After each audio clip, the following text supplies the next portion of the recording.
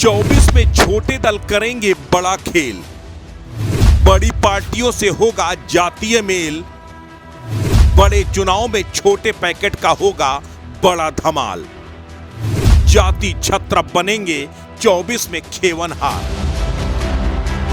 किसी ने सच कहा है, जहां काम आवे सुई का करे तलवार। जहां बड़े बड़े सूरमा फेल हो जाते हैं, वहां छोटे छोटे जाति छत्र खेल कर जाते हैं। उत्तर प्रदेश की सियासत में छोटे दलों की उपयोगिता से इनकार नहीं किया जा सकता। हर बार बड़े बड़े राजनीतिक दलों को हार का स्वाद चखाने का काम अगर किसी ने किया है तो वो क्षेत्रीय दलों ने किया है। यही वजह है कि यूपी में जातीय आधार पर बने छोटे दलों को दरकिनार कर पाना मौजूदा समय में किसी भी पार्टी के लिए संभव नहीं है। इन दलों का स्वतंत्र रूप से भले ही कोई बड़ा जनाधार ना हो, मगर पार्टियों की जीत हार का अंतर तय करने में इनकी बड़ी भूमिका होती है। पिछले कई चुनावों ने यह साफ किया है कि जिस पार्टी ने भी बहुमत की सरकार बनाई, छोटे दलों की भूमिका उसमें बेहद अहम रही। अब लोकसभा चुनाव 2024 को लेकर भी छोटे दलों की गोलबंदी शुरू हो चुकी है। यही वजह है कि चाहे ओम प्रकाश राजभर की पार्टी सुभाषपा हो, संजय निषाद की पार्टी निषाद पार्टी हो, अनुप्रिया पटेल की अपना दल हो या फिर जयंत चौधरी की आरएलडी, सभी ने बड़े दलों से बार्गेन करना शुरू कर दिया है।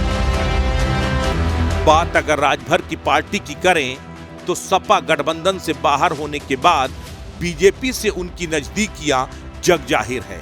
पिछले कुछ महीने से बीजेपी के कई वरिष्ठ मंत्रियों के साथ राजभर की तस्वीरें सामने आ चुकी हैं। सीएम योगी से भी राजभर की मुलाकात के चर्चे रहे, लेकिन राजभर ने इससे खुद इंकार कर दिया था। राजभर की पार्टी पूर्वांचल के कई जिलों में गैर यादव ओबीसी वर्ग में गहरा प्रभाव रखती है। साल 2017 के विधानसभा चुनाव में राजभर से गठबंधन का बीजेपी को फायदा मिला था। पूर्वांचल की कई सीटों पर गठबंधन ने कमाल दिखाया और बीजेपी को सरप्लस सीटें मिली।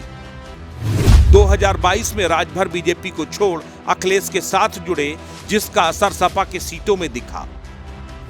राजभर के प्रभाव वाले क्षेत्र में बीजेपी कई सीटें हार गई। राजभर का दावा है कि 32 लोकसभा सीटों पर उनकी पार्टी का गहरा प्रभाव है। यूपी की सियासत में भले ही केशवदेव मौर्य की पार्टी महान दल की बड़ी भूमिका न रही हो, मगर पार्टी कई इलाकों में जीत हार का अंतर तय करने का मादा रखती है। इस बार महान दल ने बीएसपी का साथ देने का ऐलान किया है। फर्रुखाबाद, कासगंज, शाहजहांपुर, बदायूं में तो महान दल ने अभियान भी शुरू कर दिया है। दीवारों पर महान दल की ओर से नारे लिखे जा रहे हैं।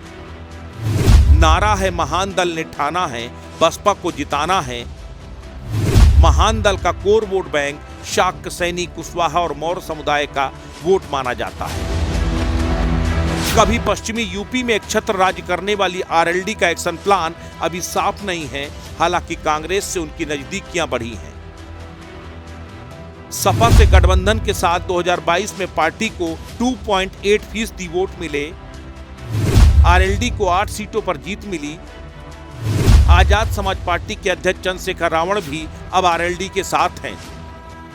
साफ है कि आरएलडी जिसके साथ जाएगी, जाटलैंड में उसकी अपेक्षाएं ज्यादा होंगी। छोटे दल चुनाव में बड़ा प्रभाव डाल रहे हैं। समाजवादी पार्टी ने यूपी चुनाव 2017 में कांग्रेस और लोकसभा चुनाव 2019 में बीएसपी के साथ गठबंधन किया।